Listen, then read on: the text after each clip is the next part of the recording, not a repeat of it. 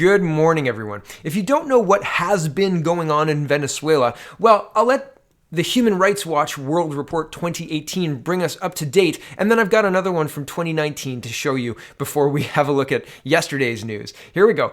Human Rights Watch is reporting, quote, "In Venezuela today, no independent government institutions remain to act as a check on executive power. The Venezuelan government under Maduro and previously under Chavez have stacked the courts with judges who make no pretense of independence. The government has been repressing dissent through often violent crackdowns on street protests, jailing opponents, and prosecuting civilians in military courts. It has also stripped power from the opposition-led legislature.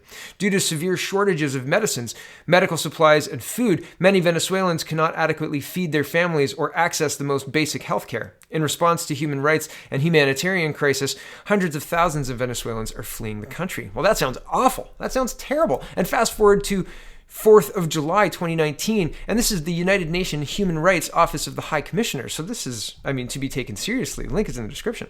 A UN High Rights report published today urges the government of Venezuela to take immediate, concrete measures to halt and remedy the grave violations of economic, social, civil, political, and cultural rights documented in the country. The report by the Office of the UN High Commissioner for Human Rights warns that if the situation does not improve, the unprecedented outflow of Venezuelan migrants and refugees will continue, and the living conditions of those who remain will worsen. Right. So that doesn't sound like a country you would then, only a few months later, elect to your Human Rights Council, except that that's exactly what happened. BBC News is reporting, quote, on the 17th of October, so that was yesterday, Venezuela wins seat on UN Human Rights Council. Yay! Good for them! It's one step towards fixing that hellish nightmare landscape that is currently Venezuela for anybody living there other than the leading class, other than Maduro. Right? Doesn't this seem strange? Doesn't this seem like an odd choice for the UN? And we're pursuing seats on these councils. We're pursuing seats on, UN Security Council seats are what Justin Trudeau has been flaunting as something that his government has prioritized. That seems weird in light of this announcement. Here's part of the article. A UN General Assembly meeting in Geneva saw the Latin American country elected to one of 14 new seats on the 47-member body. Nicolas Maduro's government hailed it as a, quote, important achievement. His administration is accused of jailing, torturing, and arbitrarily arresting opposition figures. More than 50 countries no longer recognize Mr. Maduro as the country's legitimate leader. The U.S. and most governments in Latin America, as well as EU states like France, Germany, Spain, and the United Kingdom, back opposition leader Juan Guaido as the interim president. China, Cuba, and Russia continue to support Mr. Maduro, while others, including Mexico, have called for dialogue between both sides. Wow, right? In the midst of this human rights catastrophe that's ongoing in Venezuela, does electing them to the Human Rights Council seem to make sense? Not to me. Not to me. Let's focus in on some Canadian news. And this is kind of a fluid story. It all kind of fits together in a weird jigsaw puzzle of the last 4 days before election, right? It's on Monday and it's Friday. I hope you're having fun. I really am. It's really been a good time. And I fear that I haven't been covering it well enough, but I've been so busy, so I'm doing my best. I apologize, and, I hope you've enjoyed what I have been able to cover. Okay, so on to Canada. Here's CBC News reporting, quote, facing a possible wipeout in Quebec, Singh evokes Jack Layton's legacy. A wipeout in Quebec. Now, to give context, in 2011, Quebec was the province that put the NDP as the official opposition. MPs won ridings that they weren't campaigning in. There was an MP famously on vacation on the night of the election because she just didn't think she was going to win. She just didn't think she'd win. And so, isn't that crazy? I think that's crazy. Even I will be in my riding on the evening of the election, right? I'll be at my campaign office. So that's crazy. In 2011, that was the province that put them in the official opposition position. And now they're predicting 0 to 2 seats. That's wild. Here it is. Jagmeet Singh returns to the childhood home of former NDP leader Jack Layton, today promising to build on his legacy in Quebec while trying to dispel fears the party could be pushed off the province's electoral map in Monday's election. While the New Democrats are experiencing a late surge in the polls nationwide, they are still struggling to replicate that momentum in Quebec. According to the CBC poll tracker, an aggregation of all publicly available polling data, the NDP's 14 Quebec incumbents could have a rough night. That's half their seats, right? The tracker says the party is averaging around 12% in the polls in Quebec and is projected to secure somewhere between 0 and 2 seats in the province. But Singh assured supporters he doesn't share those views. Oh, thank goodness he doesn't share those views. Okay, now to put that into context, I've read the polls, and the polls are trash. They are. They're absolutely garbage. The Liberals can break ethics laws. The polls increase for them. The Conservatives can ape Bernier's popular platform, and the polls don't move for them, or they go down. And I'm not saying that that's false necessarily. I'm just saying it doesn't bear out. I showed the other day, on the 17th, the Greens were at 35%, and this is the 17th of April on these two slides I showed yesterday.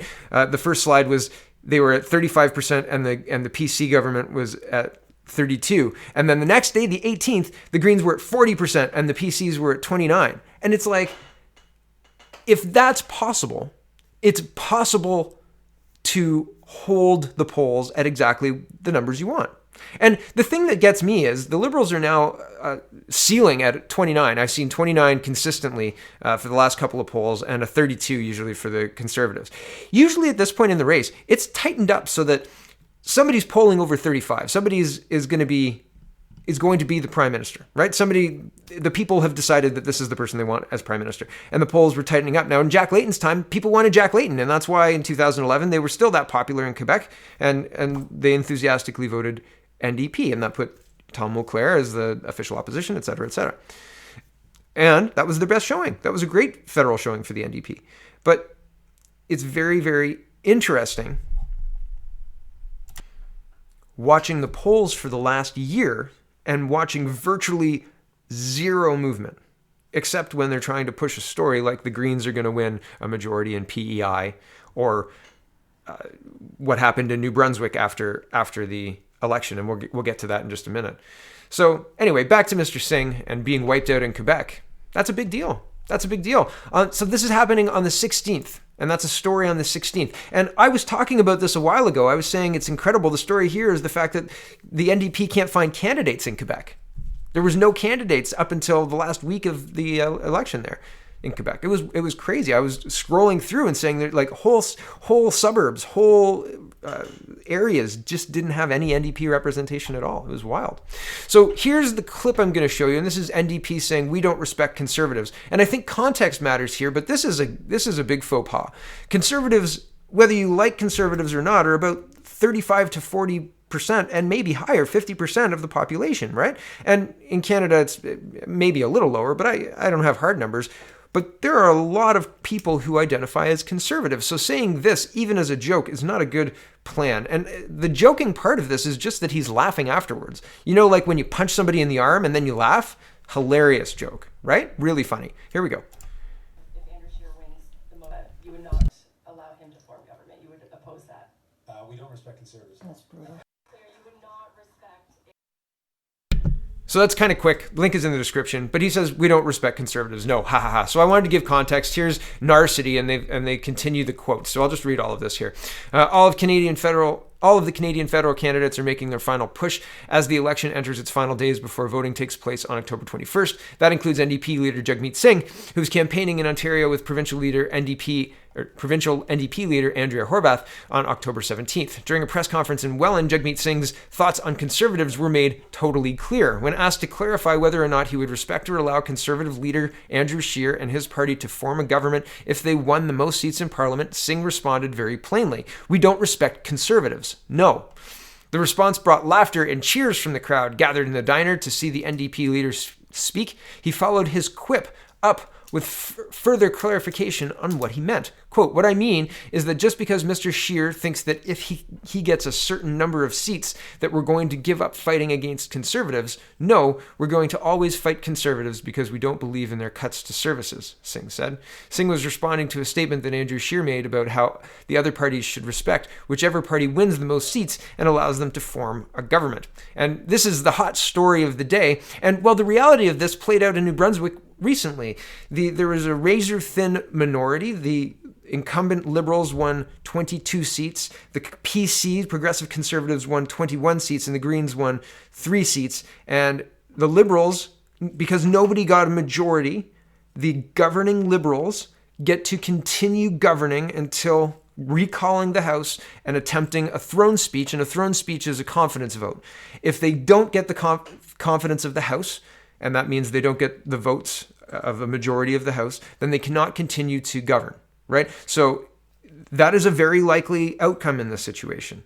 A very, very likely outcome. So we could be in a situation where either parties need to agree to support each other, and they would support each other in that throne speech. That would be the function. If the NDP were going to prop up a Trudeau government and they had enough seats to do it, then that would be the vehicle with which they would do it, unless they would do it with a formal coalition, which is then Mr. Trudeau appointing Jagmeet Singh and some of his MPs as cabinet ministers. That's what a coalition would be, whereas an agreement would be just a vote in the House of Commons to prop up the government, and then it would be vote by vote, right? You'd have to negotiate vote by vote if you wanted to continue the support. It's more difficult, but it's a more, I think that's a more true way of governing, right? If you want to hammer it out, right, rather than. But I guess if you've got MPs within the cabinet and running ministries, then you've got a bigger say in the government too. So there's pluses and minuses to both sides. But I want to make clear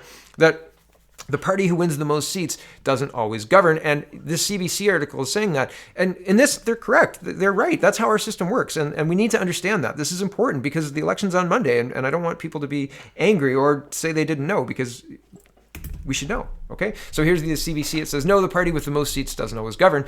In an email to supporters Wednesday, the Conservative Party warned of a plot to subvert democracy in Canada. The Liberals, a Conservative official wrote, were, quote, already planning a way to take power without winning the election. It's the sort of language typically reserved for describing military coups and authoritarian movements. In this case, the Conservatives were describing a scenario which would see the Liberals govern with the support of other parties, even if they don't win the most seats next week.